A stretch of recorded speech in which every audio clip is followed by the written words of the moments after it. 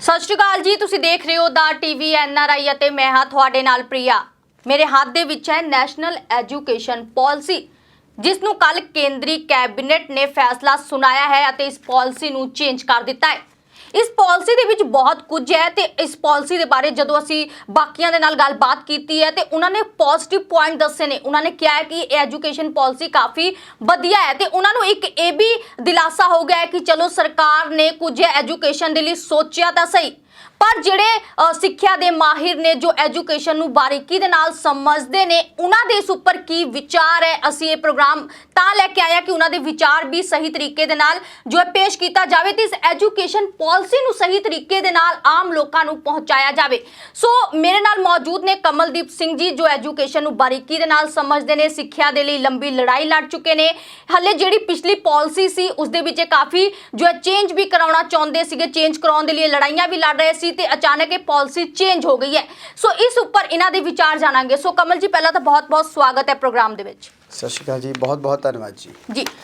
जो national education policy आई है कल, जो कैबिनेट का फैसला आया है, इस तो की लगता है कि तुहानू जिहड़े चेंजेस कीते गए ने वो सिक्ख्या दे पद्धर नू हुण उच्चा करनगे जां हेठा सुटणगे?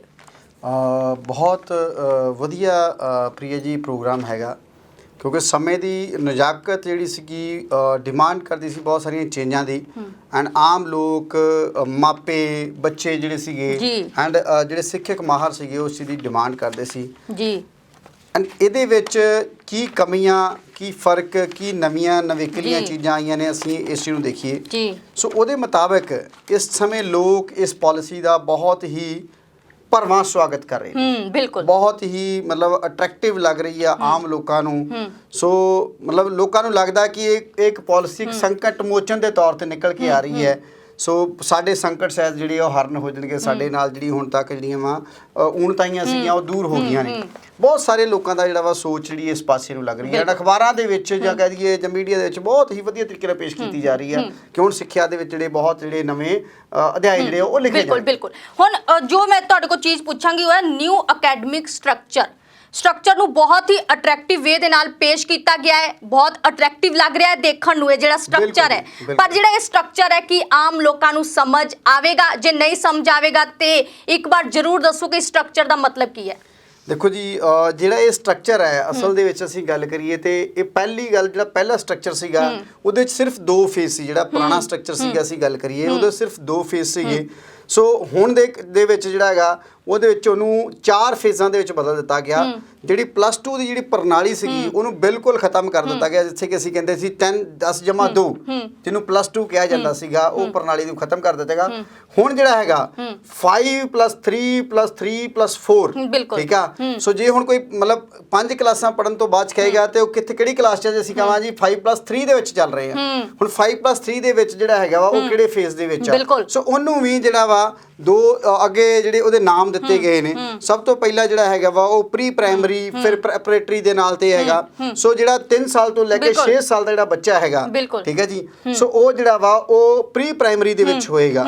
ਸੋ ਉਹਨੂੰ ਜਿਹੜੇ ਪੜਾਉਣ ਵਾਲੇ ਲੋਕ ਨੇ ਉਹ ਆਂਗਣਵਾੜੀ ਵਰਕਰ ਹੋਣਗੇ, ਜਿਹੜੀ ਜਗ੍ਹਾ ਹੋਏਗੀ ਉਹ ਬਾਲ ਵਾਟਿਕਾ ਹੋਏਗੀ ਜਾਂ ਉਸ ਜਗ੍ਹਾ ਦੇ ਉੱਤੇ ਜਿਹੜੀ ਇਹ ਚੀਜ਼ ਦੀ ਪੜ੍ਹਾਈ ਹੋਏਗੀ। ਜੀ ਕਮਲ ਜੀ, ਜਿਹੜਾ ਇੱਥੇ ਲਿਖਿਆ ਹੋਇਆ ਹੈ ਕਿ ਆਂਗਣਵਾੜੀ, ਪ੍ਰੀ ਸਕੂਲ, ਇਹਦਾ ਮਤਲਬ ਕੀ ਹੈ ਕਿ ਜਿਹੜੇ 3 ਸਾਲ ਤੱਕ ਜਿਹੜੀਆਂ ਕਲਾਸਾਂ ਹੋਣਗੀਆਂ ਕਿ ਉਸ ਦੇ ਵਿੱਚ ਪੜ੍ਹਾਈ ਨਹੀਂ ਹੋਏਗਾ? ਕਿਉਂਕਿ ਆਂਗਣਵਾੜੀ ਦੇ ਵਿੱਚ ਜ਼ਿਆਦਾਤਰ ਪੜ੍ਹਾਈ ਨਹੀਂ ਹੁੰਦੀ ਹੈ, ਬੱਚਿਆਂ ਨੂੰ ਮੈਂਟਲੀ ਜੋ ਹੈ ਸਟਰੋਂਗ ਕੀਤਾ ਜਾਂਦਾ ਹੈ ਜਾਂ ਕੁਝ ਅਜਿਹੀਆਂ ਚੀਜ਼ਾਂ ਹੁੰਦੀਆਂ ਨੇ। ਬਿਲਕੁਲ ਜੀ, ਇਹਦੇ ਵਿੱਚ ਅਸੀਂ ਮੈਂ ਰਿਐਲਿਟੀ ਦੱਸਣਾ ਚਾਹੂੰਗਾ। ਇਹਦੇ ਜਿੱਦਾਂ ਪਲੇ ਵੇ ਚੀਜ਼ਾਂ ਹੈਗੀਆਂ ਨੇ, ਜੋ ਐਕਟੀਵਿਟੀਜ਼ ਆ ਜਾਂ ਇਸ ਤਰ੍ਹਾਂ ਦੀ ਲਰਨਿੰਗ ਜਿਹੜੀ ਆ ਉਹ ਕਰਾਈ ਜਾ ਰਹੀ ਹੈ, ਜੋ ਚੀਜ਼ ਪਾਲਿਸੀ ਦੇ ਵਿੱਚ ਦੱਸੀ ਗਈ ਹੈਗੀ ਆ। ਸੋ ਉਹਦੇ ਮੁਤਾਬਿਕ ਉਹਦੇ ਕੋਲ ਮਤਲਬ ਜੇ ਦੇਖਿਆ ਜਾਵੇ ਤੇ ਬੱਚਿਆਂ ਦੇ ਉੱਤੇ ਇੱਕ ਬੋਝ ਜਿਹੜਾ ਵਾ ਉਹ ਨਹੀਂ ਹੋਏਗਾ, ਠੀਕ ਹੈ, ਕਿ ਉਹਨੂੰ ਬੈਗ ਚੱਕਣਾ ਹੈ ਜਾਂ ਕੁਝ ਵੀ ਹੈਗਾ।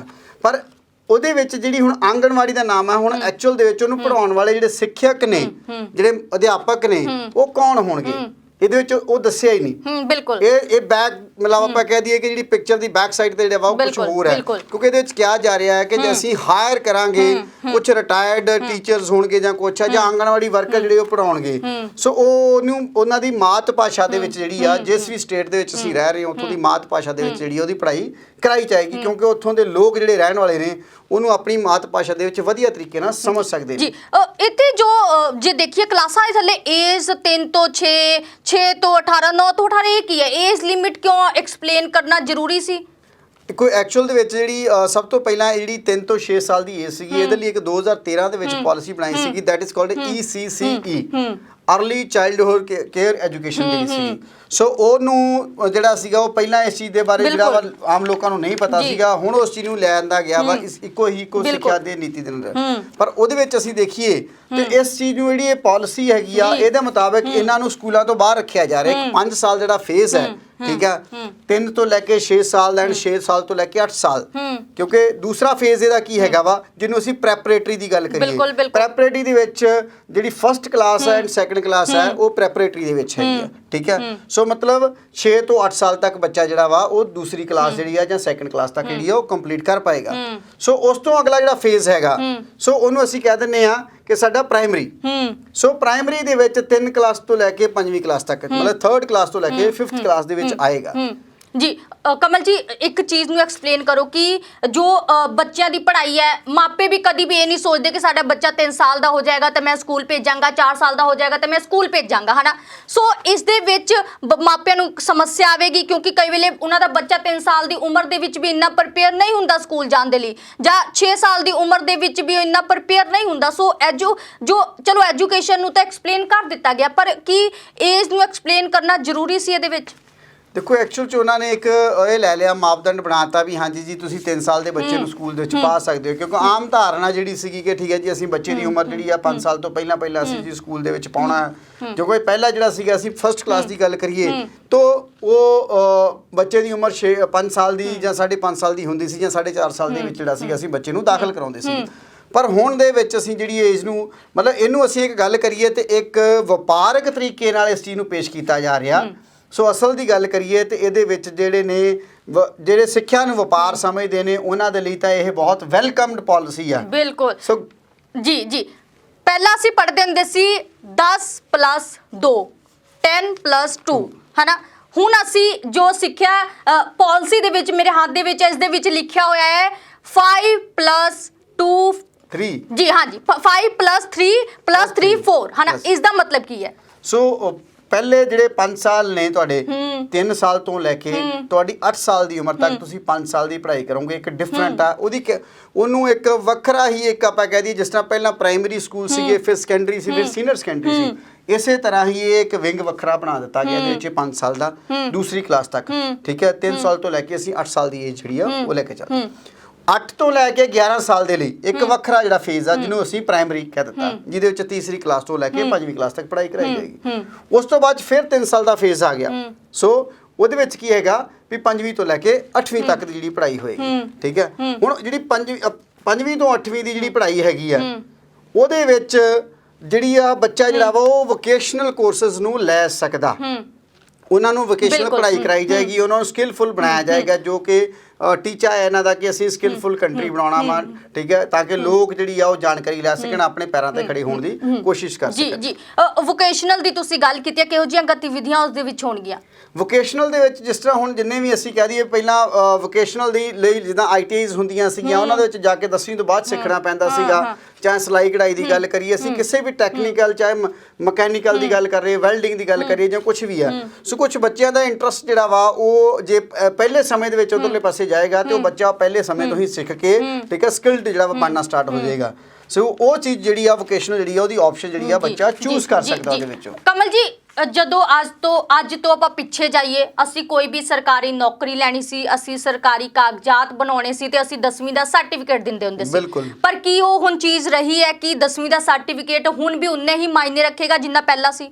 ਦੇਖੋ ਜੀ, ਇਹਦੇ ਤੇ ਅਸੀਂ ਫਿਲਹਾਲ ਤੱਕ ਕੋਈ ਇਹਨਾਂ ਤਰਕ ਨਹੀਂ ਕਰ ਸਕਦੇ ਕਿਉਂਕਿ ਹਲੇ ਤੱਕ ਉਹਦੀ ਨੋਟੀਫਿਕੇਸ਼ਨ ਹੋਣੀ ਜਾਰੀ ਹੈ, ਠੀਕ ਹੈ, ਜਾਰੀ ਹੋਣੀ ਬਾਕੀ ਹਲੇ। ਪਰ ਅਸਲ ਦੇ ਵਿੱਚ ਹਲੇ ਜਦੋਂ ਨੋਟੀਫਿਕੇਸ਼ਨ ਹੋਏਗੀ ਉਹਦੇ ਵਿੱਚ ਵੀ ਕਈ ਕਲੈਰਿਟੀਜ਼ ਹੋਣਗੀਆਂ। ਪਾਲਿਸੀ ਤਾਂ ਆ ਗਈ, ਹੁਣ ਲੋਕਾਂ ਦੇ ਵਿੱਚੋਂ ਜਿਹੜੀ ਪ੍ਰਤੀਕਿਰਿਆ ਜਾਏਗੀ, ਹੋ ਸਕਦਾ ਇਹਦੇ ਵਿੱਚ ਵੀ ਕੁਝ ਚੇਂਜ ਜਾਂ ਜਿਹੜੀ ਹੋਣ ਦੀ ਸੰਭਾਵਨਾ ਹੈ। ਸੋ ਇਹਦੇ ਵਿੱਚ ਤਾਂ ਜੇ ਅਸੀਂ ਦੇਖੀਏ ਤਾਂ ਅਸਲ ਦੇ ਵਿੱਚ ਜੇ ਸਾਨੂੰ ਦੇਖੀਏ ਤੇ ਜਿਹੜਾ ਅਗਲਾ ਫੇਸ ਹੈ, ਇਸ ਤੋਂ ਅਸੀਂ ਗੱਲ ਕਰ ਰਹੇ ਹਾਂ ਕਿ 8ਵੀਂ ਤੱਕ ਦਾ ਜਿਹੜਾ ਫੇਸ ਸੀਗਾ ਪ੍ਰਾਇਮਰੀ ਵਿੰਗ ਦੇ ਲਈ, ਸੋ ਉਹ ਤੋਂ ਉੱਤੇ ਚਲਾ ਗਿਆ ਜਿਹੜਾ ਆਪਣਾ ਮਿਡਲ ਵਿੰਗ ਸੀਗਾ, ਉਹ ਮਿਡਲ ਵਿੰਗ ਤੋਂ ਉੱਤੇ ਚਲਾ ਗਿਆ ਹੁਣ ਸੈਕੰਡਰੀ ਵਿੰਗ ਜਿਹੜਾ ਹੈਗਾ। ਸੋ ਉਹਦੇ ਵਿੱਚ 9ਵੀਂ ਤੋਂ ਲੈ ਕੇ 12ਵੀਂ ਤੱਕ ਦਾ ਇੱਕ ਫੇਸ ਆ 4 ਸਾਲ ਦਾ।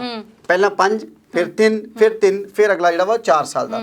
9ਵੀਂ ਤੋਂ ਲੈ ਕੇ ਮਤਲਬ 12ਵੀਂ ਤੱਕ ਤੁਸੀਂ 4 ਸਾਲ ਦੀ ਪੜ੍ਹਾਈ ਕਰੋਗੇ। ਸੋ ਇਹਦੇ ਵਿੱਚ ਜਿਹੜੀ ਹੈਗੀ ਆ ਉਹ ਜਿੱਥੋਂ ਤੱਕ ਇਹ ਲੱਗ ਰਿਹਾ ਕਿ ਇਸ ਟਾਈਮ ਤੇ 12ਵੀਂ ਨੂੰ ਮਿਨੀਮਮ ਜਿਹੜੀ ਐਜੂਕੇਸ਼ਨ ਜਿਹੜੀ ਆ ਉਹ ਕੋਸ਼ਿਸ਼ ਹੈਗੀ ਆ ਕਿ 12ਵੀਂ ਹੀ ਜਿਹੜੀ ਆਖਰੀ ਜਿਹੜੀ ਅਸੀਂ ਕਹਿ ਦਈਏ ਵੀ ਸਟਾਰਟਿੰਗ ਫੇਜ਼ ਦੇ ਵਿੱਚ ਆ ਜਾਏਗੀ। ਹੁਣ ਇਹਦੇ ਵਿੱਚ ਇੱਕ ਚੀਜ਼ ਕੀ ਕਰਦੇ ਨੇ, ਉਹ ਕਹਿੰਦੇ ਨੇ ਕਿ ਜਿਹੜੇ ਬੱਚਿਆਂ ਦੇ ਐਗਜ਼ਾਮੀਨੇਸ਼ਨਸ ਨੇ, ਠੀਕ ਹੈ, ਸੋ ਉਹਦੇ ਫੇਜ਼ਸ ਬਣਾਤੇ ਕਿ ਉਹਨੂੰ ਤੁਸੀਂ ਪਹਿਲਾਂ 3rd ਕਲਾਸ ਦੇ ਵਿੱਚ ਐਗਜ਼ਾਮ ਲਾਓਗੇ, ਫਿਰ 5th ਦੇ ਵਿੱਚ ਲਾਓਗੇ, ਫਿਰ 8th ਦੇ ਵਿੱਚ ਜਾ ਕੇ ਕਰ ਰਹੇ ਹੋ ਤਾਂ ਫਿਰ 10th ਐਂਡ +2 ਦੇ ਵਿੱਚ ਜਿਹੜੇ ਐਗਜ਼ਾਮੀਨੇਸ਼ਨ ਜਿਹੜੇ ਨੇ ਬੋਰਡ ਦੇ ਹੋਣਗੇ, ਕਿਉਂਕਿ ਇਹਨਾਂ ਨੂੰ ਜਿਹੜੀਆਂ ਰਾਜ ਦੀਆਂ ਸਿੱਖਿਅਕ ਅਦਾਰੇ ਜਿਹੜੇ ਸਾਡੇ ਹੈਗੇ ਨੇ ਬੋਰਡ, ਠੀਕ ਹੈ, ਉਹ ਇਹ ਜਿਹੜੇ ਐਗਜ਼ਾਮਸ ਨੇ ਉਹ ਲੈ ਪਾਉਣਗੇ। ਜੀ ਕਮਲ ਜੀ, ਇੱਕ ਚੀਜ਼ ਨੂੰ ਐਕਸਪਲੇਨ ਕਰੋ ਕਿ 9ਵੀਂ 10ਵੀਂ 11ਵੀਂ 12ਵੀਂ ਇਕੱਠਾ ਕਰ ਦਿੱਤਾ ਹੈ, ਕਿਉਂਕਿ ਪਹਿਲਾਂ ਤਾਂ ਅਸੀਂ 9ਵੀਂ ਦਾ ਜਦੋਂ ਪੇਪਰ ਦਿੰਦੇ ਸੀ ਸਾਨੂੰ ਇੰਨੀ ਟੈਨਸ਼ਨ ਨਹੀਂ ਹੁੰਦੀ ਸੀ, ਸਾਨੂੰ 10ਵੀਂ 'ਚ ਸਰਟੀਫਿਕੇਟ ਮਿਲ ਜਾਂਦਾ ਸੀ, ਪਰ ਕੀ ਹੁਣ 9ਵੀਂ ਤੋਂ ਬਾਅਦ ਸਿੱਧਾ ਜੋ ਹੈ 12ਵੀਂ ਦਾ ਸਰਟੀਫਿਕੇਟ ਮਿਲਿਆ ਜਾਂ ਸੁਣਨ ਨੂੰ ਆ ਰਿਹਾ ਹੈ? ਦੇਖੋ ਜੀ, ਇਹਦੇ ਵਿੱਚ ਜਿੰਨੇ ਵੀ ਹੈਗੇ ਨੇ ਜਿਹੜੀ ਪਹਿਲੀ ਫੇਜ਼ਸ ਦੀ ਐਜੂਕੇਸ਼ਨਸ ਹੈਗੀ ਆ, ਜਿੱਥੋਂ ਤੱਕ ਇਹ ਲੱਗ ਰਿਹਾ ਆ ਉਹਦੇ ਮੁਤਾਬਿਕ ਇਹ ਸਰਟੀਫਿਕੇਸ਼ਨ ਜਿਹੜੀ ਆ ਖੁਦ ਸਕੂਲਸ ਇੰਸਟੀਟਿਊਸ਼ਨਸ ਜਿਹੜੇ ਨੇ ਉਹ ਇਸ਼ੂ ਕਰ ਪਾਣਗੇ, ਪਰ ਜਿੱਥੇ ਆ ਰਿਹਾ ਵੀ ਸਟੇਟਾਂ ਇਹਦੇ ਜਿਹੜੇ ਐਗਜ਼ਾਮਸ ਲੈਣਗੀਆਂ, ਠੀਕ ਆ, ਹੁਣ ਉਹਦੇ ਵਿੱਚ ਕੀ ਪ੍ਰਤੀਕਿਰਿਆ ਰਹਿੰਦੀ ਆ, ਕੀ ਉਹਨਾਂ ਦਾ ਜਿਹੜਾ ਰੋਲ ਰਹਿੰਦਾ ਵਾ ਉਹਦੇ ਤੇ ਪਤਾ ਲੱਗਾ, ਬਟ ਜਿਹੜਾ ਹੁਣ ਕੋਈ ਵੀ ਬੋਰਡ ਦਾ ਐਗਜ਼ਾਮ ਆ ਉਹ ਤਾਂ ਬੋਰਡ ਵੱਲੋਂ ਹੀ ਜਿਹੜਾ ਵਾ ਸਰਟੀਫਿਕੇਸ਼ਨ ਜਿਹੜੀ ਆ ਉਹ ਡਿਕਲੇਅਰ ਕੀਤੀ ਜਾਏਗੀ। ਕਿਹਾ ਜਾ ਰਿਹਾ ਇਸ ਪਾਲਿਸੀ ਦੇ ਮੁਤਾਬਿਕ ਕਿ 10ਵੀਂ ਜਿਹੜੀ ਹੈਗੀ ਆ ਉਹਦਾ ਵੀ ਐਗਜ਼ਾਮ ਬੋਰਡ ਹੀ ਕੰਡਕਟ ਕਰੇਗਾ ਐਂਡ 12ਵੀਂ ਦਾ ਐਗਜ਼ਾਮ ਵੀ ਬੋਰਡ ਹੀ ਕੰਡਕਟ ਕਰੇਗਾ। ਪਰ ਹੁਣ ਅੱਗੇ ਸਾਡੀ ਸਰਕਾਰ ਨੇ ਤੈਅ ਕਰਨਾ ਕਿ ਸਾਡੀ ਬੇਸਿਕ ਐਜੂਕੇਸ਼ਨ ਦਾ ਜਿਹੜਾ ਸਰਟੀਫਿਕੇਟ ਆ ਜਿਹੜਾ ਵੈਲਿਡ ਮੰਨਿਆ ਜਾਏਗਾ ਕਿਸੇ ਵੀ ਜਗ੍ਹਾ ਦੇ ਉੱਤੇ ਤੁਸੀਂ ਦਿਖਾਉਣ ਵਾਸਤੇ ਏਜ ਨੂੰ ਜਾਂ ਤੁਹਾਡਾ ਨਾਮ ਜਾਂ ਕੁਝ ਵੀ ਹੈ, ਉਹਦੇ ਲਈ ਉਹ ਹੁਣ ਜਿਹੜੇ ਸੰਬੰਧਿਤ ਸਰਕਾਰਾਂ ਨੇ ਉਹ ਕੀ ਤੈਅ ਕਰਦੀਆਂ ਨੇ ਇਹ ਉਹਨਾਂ ਦੇ ਉੱਤੇ ਡਿਪੈਂਡ ਕਰੇਗਾ। ਅਸੀਂ ਮਤਲਬ ਆਪਾਂ ਸਮੇਂ ਤੋਂ ਪਹਿਲਾਂ ਕੋਈ ਵੀ ਕਮੈਂਟ ਕਰਨਾ ਜਿਹੜਾ ਬਸ ਚੰਗਾ ਨਹੀਂ ਸਮਝਦੇ ਸੀ।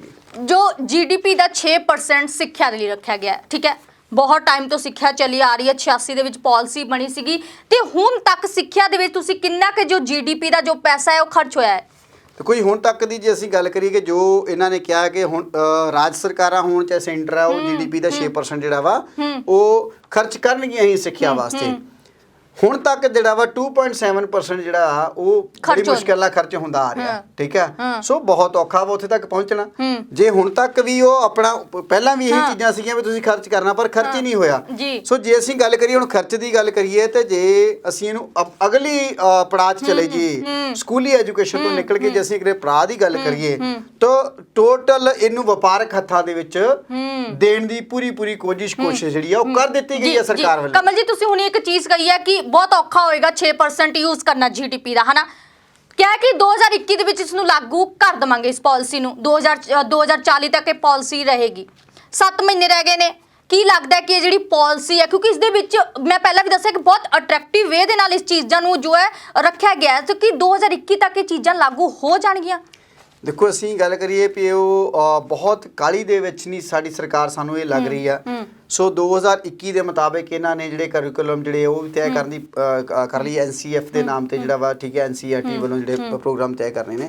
ਸੋ ਉਹਦੇ ਮੁਤਾਬਿਕ ਅਸੀਂ ਦੇਖੀਏ ਤਾਂ ਸਮਾਂ ਬਹੁਤ ਤੇਜ਼ੀ ਨਾਲ ਦੌੜ ਰਿਹਾ।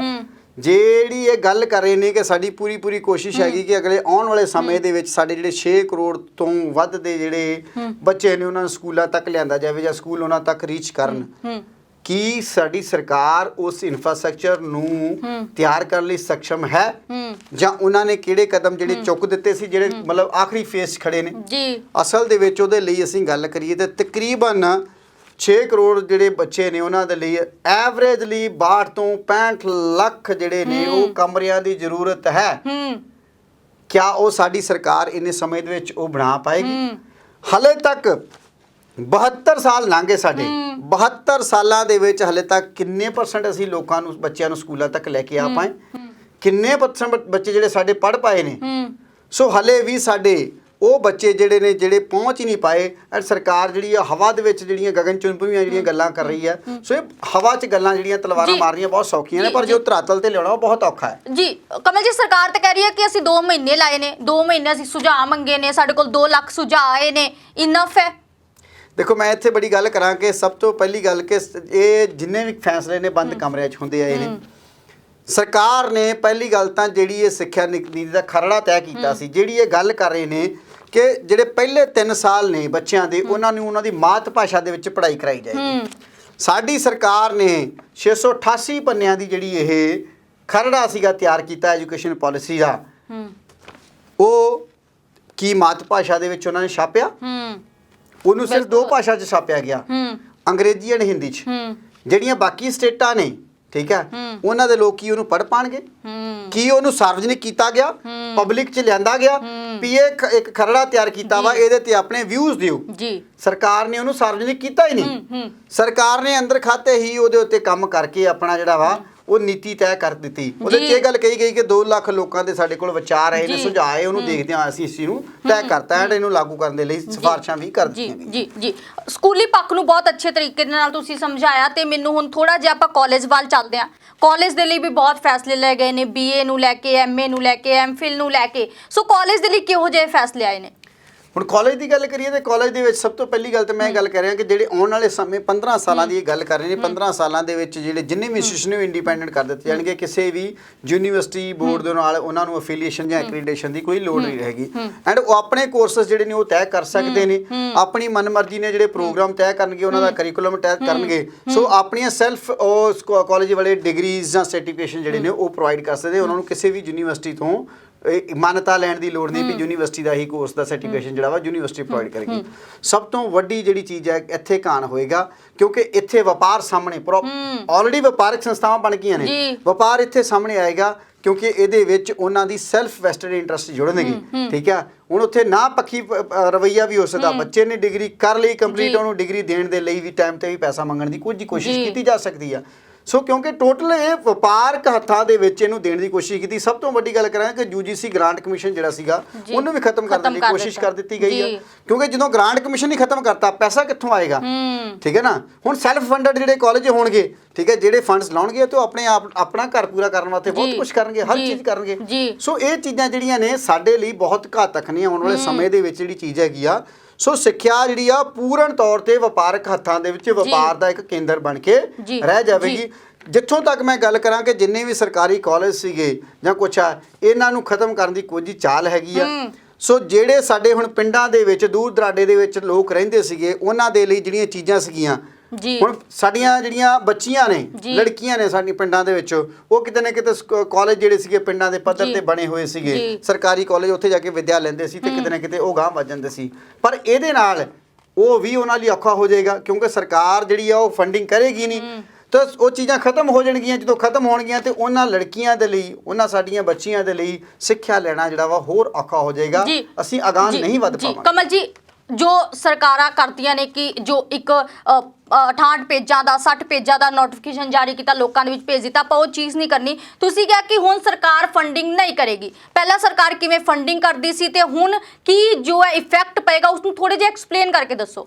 ਦੇਖੋ, ਬੜੀ ਕਲੀਅਰ ਗੱਲ ਹੈ ਕਿ ਉਹਨਾਂ ਨੇ ਸੈਲਫ ਫੰਡਡ ਜਿਹੜੇ ਨੇ ਲੋਕਾਂ ਨੂੰ ਵਪਾਰਕ ਜਿੰਨੇ ਵੀ, ਦੇਖੋ ਇਹਦੇ ਵਿੱਚ ਕਾਰਪੋਰੇਟਰ ਸਾਹਮਣੇ ਆਉਣਗੇ ਜੀ। ਅਸਲ ਦੇ ਵਿੱਚ ਕਾਰਪੋਰੇਟਰਸ ਕੋਲ ਪੈਸਾ ਵਾ, ਕਾਰਪੋਰੇਟਰਸ ਆਉਣਗੇ, ਆਪਣੇ ਇੰਸਟੀਟਿਊਸ਼ਨ ਖੋਲਣਗੇ, ਚਾਹੇ ਉਹ ਟੈਕਨੀਕਲ ਕਾਲਜਸ ਹੋਣ, ਚਾਹੇ ਉਹ ਯੂਨੀਵਰਸਿਟੀਜ਼ ਹੋਣ। ਇਹਦੇ ਵਿੱਚ ਇਹਨੂੰ 3 ਫੇਜ਼ਾਂ ਦੇਖਿਆ ਜਾ ਰਿਹਾ। ਇੱਕ ਰਿਸਰਚ ਯੂਨੀਵਰਸਿਟੀਆਂ ਹੋਣਗੀਆਂ, ਸੋ ਦੂਸਰੀਆਂ ਜਿਹੜੀਆਂ ਵਾ ਟੀਚਿੰਗ ਯੂਨੀਵਰਸਿਟੀਜ਼ ਹੋਣਗੀਆਂ, ਸੋ ਤੀਸਰੇ ਜਿਹੜੇ ਨੇ ਉਹ ਕਾਲਜਸ ਹੋਣਗੇ ਐਂਡ ਉਹ ਆਉਣ ਵਾਲੇ ਸਮੇਂ ਦੇ ਵਿੱਚ ਵੱਡੀਆਂ ਜਿਹੜੀਆਂ ਯੂਨੀਵਰਸਿਟੀਆਂ ਦੇ ਵਿੱਚ ਮਰਜ ਹੋ ਜਾਣਗੇ। ਠੀਕ ਆ, ਸੋ ਜਾਂ ਉਹਨਾਂ ਦਾ ਜਿਹੜਾ ਵਾ ਰੂਪ ਧਾਰਨ ਕਰ ਲੈਣਗੇ। ਸੋ ਇਹਦੇ ਨਾਲ ਜਿਹੜਾ ਵਾ ਨੁਕਸਾਨ ਜਿਹੜਾ ਹੈਗਾ ਕੋ ਸਾਡੀ ਸਿੱਖਿਆ ਲੈਣ ਵਾਲੇ ਲੋਕਾਂ ਨੂੰ ਆ, ਬੱਚਿਆਂ ਦੇ ਲਈ ਬਹੁਤ ਵੱਡਾ ਨੁਕਸਾਨ ਹੈਗਾ ਕਿਉਂਕਿ ਮਨ ਮਰਜ਼ੀ ਦੀਆਂ ਫੀਸਾਂ ਜਿਹੜੀਆਂ ਨੇ ਉਹ ਕਾਲਜ ਰੱਖਣਗੇ ਜੀ। ਤੁਸੀਂ ਦੇਖ ਰਹੇ ਹੋ ਕਿ ਜੇ ਅਸੀਂ ਹੁਣ ਦੇ ਸਮੇਂ 'ਚ ਦੇਖੀਏ ਤੇ ਮੈਡੀਕਲ ਕਾਲਜਾਂ ਨੇ ਆਪਣੀਆਂ ਫੀਸਾਂ ਨੂੰ ਕਿੰਨੇ % ਵਾਧਾ ਕਰ ਦਿੱਤਾ ਸੀ। ਬਿਲਕੁਲ। ਸੋ ਜੇ ਬੰਦਾ ਕੋਈ ਸੋਚ ਰਿਹਾ ਸੀ ਮੇਰਾ ਬੱਚਾ ਡਾਕਟਰ ਬਣੇ, ਤਾਂ ਉਹ ਡਾਕਟਰ ਬਣ ਤੋਂ ਉਹਦਾ ਸੁਪਨਾ ਟੁੱਟ ਕੇ ਰਹਿ ਗਿਆ ਕਿਉਂਕਿ ਮੋਟੇ ਤੌਰ ਤੇ ਅਸੀਂ ਗੱਲ ਕਰੀਏ ਬਹੁਤ ਵੱਡੀ ਪਰਸੈਂਟੇਜ ਜਿਹੜੀ ਫੀਸਾਂ ਦੇ ਵਿੱਚ ਇਨਕਰੀਜ਼ ਹੋਈ। ਹਾਲੇ ਤੱਕ ਪ੍ਰਾਈਵੇਟ ਐਜੂਕੇਸ਼ਨਲ ਇੰਸਟੀਟਿਊਸ਼ਨ ਜਿਹੜੇ ਨੇ, ਚਾਹੇ ਉਹ ਸਕੂਲੀ ਪੱਧਰ ਦੀ ਗੱਲ ਕਰੀਏ, ਮਾਪੇ ਇਸ ਟਾਈਮ ਲੜ ਰਹੇ ਨੇ ਸੜਕਾਂ ਦੇ ਵਿੱਚ, ਕਰੋਨਾ ਦੀ ਮਹਾਮਾਰੀ ਦੇ ਦੌਰਾਨ ਵੀ ਲੜ ਰਹੇ ਨੇ ਕਿ ਆ ਸਰਕਾਰ ਜਿਹੜੀ ਸੀ ਉਹ ਬਿੱਲੀ ਵੱਲ ਦੇਖ ਕੇ ਕਬੂਤਰਾਂ ਨੂੰ ਅੱਖਾਂ ਮੀਟ ਕੇ ਬੈਠੀ ਹੋਈ ਸੀ, ਉਹਨੂੰ ਨਜ਼ਰ ਨਹੀਂ ਆ ਰਿਹਾ ਸੀਗਾ। ਠੀਕ ਹੈ ਕਿ ਹਾਲੇ ਤੱਕ ਲੋਕ ਫੀਸਾਂ ਨੂੰ ਲੜ ਰਹੇ ਨੇ, ਉਹਨਾਂ ਦੇ ਉੱਤੇ ਫੈਸਲਾ ਦੇਣ ਦੀ ਬਜਾਏ ਸਰਕਾਰ ਜਿਹੜੀ ਨਵੀਂ ਸਿੱਖਿਆ ਨੀਤੀ ਲੈ ਕੇ ਆ ਗਈ, ਜਦ ਕਿ ਉੱਥੇ ਮਾਪਿਆਂ ਨੂੰ ਰਾਹਤ ਦੇਣੀ ਚਾਹੀਦੀ ਸੀ ਵੀ ਇਸ ਟਾਈਮ ਕਰੋਨਾ ਦੀ ਮਹਾਮਾਰੀ ਦੇ ਦੌਰਾਨ ਜਿੰਨੇ ਵੀ ਕਾਲਜ ਜਾਂ ਸਕੂਲ ਜਿਹੜੇ ਨੇ ਫੀਸਾਂ ਦੀ ਮੰਗ ਕਰ ਰਹੇ ਨੇ, ਠੀਕ ਹੈ, ਉਹਦੇ ਤੇ ਜਿਹੜਾ ਇੱਕ ਵਿਰਾਮ ਲਾਉਣ ਦੀ ਲੋੜ ਸੀ। ਉਹ ਕਹਿੰਦੇ ਵੀ ਇਹ ਸੈਸ਼ਨ ਜਿਹੜਾ ਵਾ ਇਹਨੂੰ 0 ਈਅਰ ਡਿਕਲੇਅਰ ਕੀਤਾ ਜਾਂਦਾ, ਇਹਨੂੰ ਤੁਸੀਂ ਆਪਣੀ ਜ਼ਿੰਦਗੀ 'ਚੋਂ ਸਾਲ ਨੂੰ ਬਾਹਰ ਕੱਢ ਦਿਓ। ਤੇ ਤੁਸੀਂ ਮਾਪਿਆਂ ਨੂੰ ਕਿਹਾ ਜਾਂਦਾ ਤੁਸੀਂ ਆਪਣੇ ਬੱਚਿਆਂ ਨੂੰ ਜਿਹੜੀ ਵੀ ਐਜੂਕੇਸ਼ਨ ਦੇ ਸਕਦੇ ਹੋ ਘਰ ਦੇ ਵਿੱਚ ਉਹਨਾਂ ਨੂੰ ਸਿੱਖਿਆ ਨਾਲ ਜੋੜ ਕੇ ਰੱਖੋ। ਠੀਕ ਹੈ, ਪਰ ਉੱਥੇ ਇਹ ਗੱਲ ਕਹਿਤੀ ਗਈ ਸਾਡੇ ਮਾਨਯੋਗ ਅਦਾਲਤਾਂ ਜਿਹੜੀਆਂ ਨੇ ਉਹ ਵੀ ਇਹ ਗੱਲ ਕਹਿ ਰਹੀਆਂ ਨੇ, ਠੀਕ ਆ, ਕਿ ਜਿਹੜੀ ਜੀ ਫੀਸਾਂ ਲੈਣੀਆਂ ਚਾਹੀਦੀਆਂ ਨੇ ਸਕੂਲਾਂ ਕਾਲਜਾਂ ਦੇ, ਪਰ ਉਹਨਾਂ ਨੇ ਆਪਣੇ ਨਿੱਜੀ ਫਾਇਦੇ ਦੇ ਲਈ ਜਿਹੜੇ ਫੰਡ ਇਕੱਠੇ ਕੀਤੇ ਹੋਏ ਸੀ ਉਹਨਾਂ ਨੂੰ ਸਾਹਮਣੇ ਤੇ ਲੈ ਕੇ ਹੀ ਨਹੀਂ ਆਏ ਜੀ। ਉੱਥੇ ਤਾਂ ਉਹਨਾਂ ਨੇ ਇਹ ਗੱਲ ਕਹਿਤੀ ਵੀ ਸਾਡੇ ਕੋਲ ਪੈਸਾ ਹੀ ਹੈ ਨਹੀਂ। ਉਹ ਜਿਹੜੀਆਂ ਪਾਲਿਸੀਜ਼ ਬਣਾਈਆਂ ਨੇ ਉਹਨਾਂ ਪਾਲਿਸੀਜ਼ ਦੇ ਜਿਹੜੇ ਜਿਨ੍ਹਾਂ ਪ੍ਰੋਗਰਾਮ ਵਿੱਚ ਫਾਲ ਕਰ ਰਹੇ ਸੀਗਾ ਉਹਨਾਂ ਨੂੰ ਉਹ ਕਹਿੰਦੇ ਜੀ ਸਾਡੇ ਕੋਲ ਹੈ ਨਹੀਂ। ਇਹਦਾ ਮਤਲਬ ਜਦੋਂ ਤੁਸੀਂ ਉਹਨਾਂ ਦੇ ਵਿੱਚ ਪੈਸਾ ਹੈ ਕਹਿ ਦਿੱਤਾ ਵੀ ਸਾਡੇ ਕੋਲ ਹੈ ਹੀ ਕੁਝ ਨਹੀਂ ਹੈਗਾ, ਤੇ ਇਹਦਾ ਮਤਲਬ ਤੁਹਾਡੀ ਐਫੀਲੀਏਸ਼ਨਾਂ ਕੈਂਸਲ ਹੋਣੀਆਂ ਚਾਹੀਦੀਆਂ, ਸਭ ਕੁਝ ਹੈ, ਪਰ ਸਰਕਾਰ ਨੇ ਨਹੀਂ ਕੀਤਾ, ਨਾ ਉਹਨਾਂ ਚੀਜ਼ਾਂ ਨੂੰ ਅਦਾਲਤਾਂ ਨੇ ਦੇਖਿਆ। ਕਮਲ ਜੀ, ਜੋ ਗ੍ਰਾਫ ਤੁਹਾਨੂੰ ਦਿਖ ਰਿਹਾ ਹੈ ਇਸ ਪਾਲਿਸੀ ਦੇ ਨਾਲ ਹੈ, ਜੋ ਐਜੂਕੇਸ਼ਨ ਦਾ ਗ੍ਰਾਫ ਹੈ, ਸਿੱਖਿਆ ਦਾ ਗ੍ਰਾਫ ਹੈ, ਉੱਪਰ ਨੂੰ ਜਾਏਗਾ ਕਿ ਹੇਠਾਂ ਨੂੰ ਆਏਗਾ? ਦੇਖੋ ਆਉਣ ਵਾਲੇ ਸਮੇਂ ਦੇ ਵਿੱਚ ਮੈਂ ਗੱਲ ਕਰੀਏ, ਜੇ ਗ੍ਰਾਫਾਂ ਦੀ ਗੱਲ ਕਰੀਏ ਤੇ ਇੱਕ ਉਸ ਪਿਰਾਮਿਡ ਦੀ ਤਰ੍ਹਾਂ ਹੋਏਗਾ। ਥੱਲੇੋਂ ਤਾਂ ਬਹੁਤ ਹੀ ਵਿਸ਼ਾਲ ਨਜ਼ਰ ਆ ਰਿਹਾ ਪਰ ਉੱਤੋਂ ਜਾ ਕੇ ਸੌੜਾ ਹੁੰਦਾ ਜਾਏਗਾ ਜੀ, ਇੱਕ ਪਿਰਾਮਿਡ ਦੀ ਤਰ੍ਹਾਂ ਹੋਏਗਾ। ਸੋ ਬੱਚਿਆਂ ਦੇ ਲਈ ਦੇਖੋ ਇਸੇ ਕਰਕੇ ਅੱਜ ਸਾਡੇ ਪੰਜਾਬ ਦੀ ਗੱਲ ਕਰੀਏ, ਪੰਜਾਬ ਦੇ ਵਿੱਚ ਤਕਰੀਬਨ ਪ੍ਰਾਈਵੇਟ ਅਦਾਰਿਆਂ ਦੇ ਵਿੱਚ ਮੈਕਸਿਮਮ ਜਿਹੜੇ ਬੱਚੇ ਸਕੂਲਾਂ 'ਚ ਵੀ ਪੜ੍ਹ ਰਹੇ ਨੇ। ਕਾਲਜਾਂ ਦੀ ਗੱਲ ਕਰੀਏ ਤਾਂ ਤਕਰੀਬਨ 90% ਦੇ ਕਰੀਬ ਬੱਚੇ ਪ੍ਰਾਈਵੇਟ ਕਾਲਜਾਂ 'ਚ ਪੜ੍ਹ ਰਹੇ। ਸਕੂਲਾਂ ਦੇ ਵਿੱਚ ਤਕਰੀਬਨ 40 ਤੋਂ ਲੈ ਕੇ 60% ਜਿਹੜੇ ਬੱਚੇ ਨੇ ਉਹ ਪੜ੍ਹ ਰਹੇ ਨੇ। ਸੋ ਇਹ ਹੁਣ ਬੱਚੇ ਜਿਹੜੇ ਨੇ ਜਦੋਂ ਉਹਨਾਂ ਨੂੰ ਨਜ਼ਰ ਆ ਰਿਹਾ ਇੱਥੇ ਕੁਛ ਨਹੀਂ ਹੈ ਤੇ ਉਹ ਬਾਹਰਲੇ ਵਿਦੇਸ਼ਾਂ ਵੱਲ ਜਾ ਰਹੇ ਨੇ, ਵਿਦੇਸ਼ਾਂ ਵੱਲ ਵੱਧ ਰਹੇ ਨੇ, ਅੱਗੇ ਵਿਦੇਸ਼ਾਂ ਦੀ ਪੜ੍ਹਾਈ ਕਰਕੇ ਉੱਥੇ ਆਪਣਾ ਜਿਹੜਾ ਵਾ ਭਵਿੱਖ ਸੁਰੱਖਿਅਤ ਕਰਨ ਦੀ ਕੋਸ਼ਿਸ਼ ਕਰ ਰਹੇ। ਐਂਡ ਅੱਜ ਅਸੀਂ ਗੱਲ ਕਰੀਏ ਤੇ ਇਹਦੇ ਵਿੱਚ ਐਕਸਪਲਾਈਟੇਸ਼ਨ ਇੱਕ ਟੀਚਰਾਂ ਦੀ ਵੀ ਹੋਏਗੀ ਜੀ। ਹੁਣ ਟੀਚਰਾਂ ਦੀ ਕਿੱਦਾਂ ਹੋਏਗੀ? ਅੱਜ ਜਿੰਨੇ ਵੀ ਪ੍ਰਾਈਵੇਟ ਕਾਲਜ ਨੇ ਉਹਨਾਂ ਦੇ ਵਿੱਚ ਜਿਹੜੇ ਟੀਚਰ ਜਾਂ ਲੈਕਚਰਰ ਰੱਖੇ ਜਾਂਦੇ ਨੇ ਜਿਨ੍ਹਾਂ ਨੇ PhD ਵੀ ਕੀਤੀ ਹੋਈ ਹੈ, UGC ਕਲੀਅਰਡ ਹੈ, ਸਭ ਕੁਝ ਹੈ, ਸੋ ਉਹਨਾਂ ਨੂੰ ਐਡਹੌਕ ਬੇਸਿਸ ਤੇ ਰੱਖਿਆ ਜਾ ਰਿਹਾ 15-15 16-16 ਹਜ਼ਾਰ 20-25 ਹਜ਼ਾਰ ਰੁਪਏ ਦੇ ਤਨਖਾਹ ਦਿੱਤੇ, ਠੀਕ ਹੈ। ਸੋ ਕੋਈ ਤਰੱਕੀ ਨਹੀਂ, ਕੰਟਰੈਕਟ ਬੇਸਿਸ ਤੇ ਹੈਗਾ।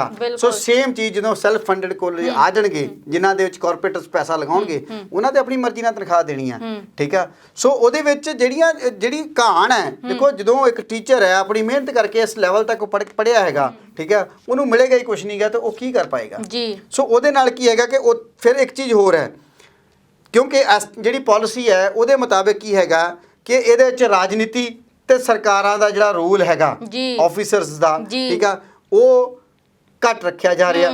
ਰਾਜਨੀਤਿਕ ਲੋਕਾਂ ਦਾ ਜਿਹੜਾ ਵਾ ਉਹ ਰੋਲ ਜ਼ਿਆਦਾ ਰੱਖਿਆ ਜਾ ਰਿਹਾ। ਐਂਡ ਜਿਹੜੇ 50% ਦੀ ਰੇਸ਼ੋ ਜਿਹੜੀ ਇਹਦੇ ਵਿੱਚ ਰੱਖੀ ਜਾ ਰਹੀ ਹੈ, ਠੀਕ ਹੈ।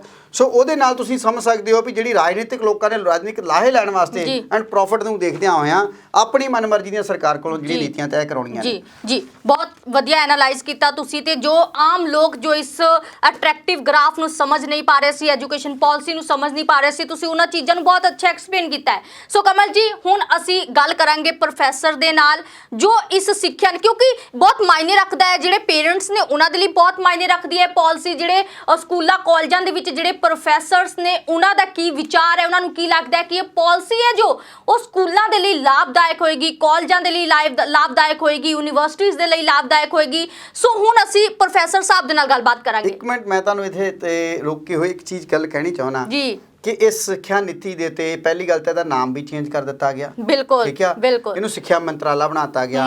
ਐਂਡ ਇਹਦੀ ਹੈਡਿੰਗ ਕੌਣ ਕੀ ਰਹੇਗਾ? ਸੈਂਟਰ ਲੈਵਲ ਤੇ ਪ੍ਰਧਾਨ ਮੰਤਰੀ ਐਂਡ ਉਹਦੇ ਸਿੱਖਿਆ ਮੰਤਰੀ ਜਿਹੜੇ ਨੇ ਉਹਦੇ ਮੈਂਬਰਸ ਹੋਣਗੇ। ਇਸੇ ਤਰ੍ਹਾਂ ਸਟੇਟਾਂ ਦੇ ਮੁੱਖ ਮੰਤਰੀ ਜਿਹੜੇ ਨੇ ਉਹ ਲੀਡਿੰਗ ਹੋਣਗੇ। ਲੱਗਦਾ ਹੈ ਕਿ ਸਿੱਖਿਆ ਦੇ ਵਿੱਚ ਰਾਜਨੀਤੀ ਬਹੁਤ ਜ਼ਿਆਦਾ ਆ ਗਈ ਹੁਣ। ਬਿਲਕੁਲ ਜੀ, ਰਾਜਨੀਤੀ ਦਾ ਪੂਰਾ ਰੂਲ ਹੋਏਗਾ। ਰਾਜਨੀਤਿਕ ਫਾਇਦਾ ਚੁੱਕਦਿਆਂ ਹੋਇਆ ਜਿਹੜਾ ਵਾ ਉਹ ਆਪਣੇ ਫਾਇਦੇ ਦੀ ਗੱਲ ਕਰਨਗੇ। ਬੱਚਿਆਂ, ਅਧਿਆਪਕਾਂ ਐਂਡ ਉਸ ਚੀਜ਼ ਦੀ ਸਮਾਜ ਦੀ ਸਿਰਜਣਾ ਦੇ ਵਿੱਚ ਗੱਲ ਕਰੀਏ ਤੇ ਜਿਹੜੀ ਚੀਜ਼ਾਂ ਕਦਰਾਂ ਕੀਮਤਾਂ ਦੀ ਗੱਲ ਸੀਗੀ ਉਹ ਵੀ ਖਤਮ ਹੋਣਗੀਆਂ। ਮੌਲਿਕ ਸਿੱਖਿਆ ਜਿਹੜੀ ਆ ਉਹਨੂੰ ਖਤਮ ਕੀਤਾ ਜਾਏਗਾ। ਐਂਡ ਰਾਈਟ ਟੂ ਐਜੂਕੇਸ਼ਨ 2009 ਦੇ ਮੁਤਾਬਿਕ ਜਿਹੜਾ ਸੀਗਾ ਸਾਡਾ ਜਿਹੜਾ ਸਿੱਖਿਆ ਜਿਹੜਾ ਮੌਲਿਕ ਅਧਿਕਾਰ ਸੀਗਾ ਉਹਨੂੰ ਵੀ ਖਤਮ ਕਰਨ ਦੀ ਜਿਹੜੀ ਆ ਪੂਰੀ ਕੋਸ਼ਿਸ਼ ਕੀਤੀ ਗਈ। ਬਿਲਕੁਲ। ਸੋ ਨਹੀਂ, ਪਹਿਲਾਂ ਜੋ ਇਨਡਾਇਰੈਕਟਲੀ ਵੇ ਦੇ ਨਾਲ ਜੋ ਰਾਜਨੀਤੀ ਹੈ ਉਸ ਦੇ ਵਿੱਚ ਜ਼ਰੂਰ ਸ਼ਾਮਿਲ ਹੋ ਜਾਂਦੀ ਸੀ ਕਿਸੇ ਨਾ ਕਿਸੇ ਤਰੀਕੇ ਦੇ ਵਿੱਚ, ਤੇ ਹੁਣ ਤਾਂ ਡਾਇਰੈਕਟ ਹੋ ਗਿਆ ਹੈ। ਬਿਲਕੁਲ ਜੀ। ਸੋ ਹੁਣ ਕਮਲ ਜੀ ਆਪਾਂ ਪ੍ਰੋਫੈਸਰ ਸਾਹਿਬ ਦੇ ਨਾਲ ਗੱਲਬਾਤ ਕਰਾਂਗੇ ਤੇ ਉਹਨਾਂ ਤੋਂ ਜਾਣਾਂਗੇ ਕਿ ਉਹ ਕੀ ਸੋਚਦੇ ਨੇ ਇਸ ਪਾਲਿਸੀ ਨੂੰ ਲੈ ਕੇ। ਬਿਲਕੁਲ ਜੀ। ਸੋ ਸਾਡੇ ਨਾਲ ਪ੍ਰੋਫੈਸਰ ਮੌਜੂਦ ਨੇ ਪਿਆਰੇ ਲਾਲ ਗਰਗ ਜੀ, ਸਿੱਖਿਆ ਦੇ ਮਾਹਿਰ ਨੇ। ਇਹਨਾਂ ਤੋਂ ਜਾਣਦੇ ਆ ਕਿ ਇਸ ਐਜੂਕੇਸ਼ਨ ਪਾਲਿਸੀ ਤੋਂ ਕੀ ਸਮਝਦੇ ਨੇ। ਸੋ ਗਰਗ ਸਾਹਿਬ, ਬਹੁਤ ਸਵਾਗਤ ਹੈ ਪ੍ਰੋਗਰਾਮ ਦੇ ਵਿੱਚ।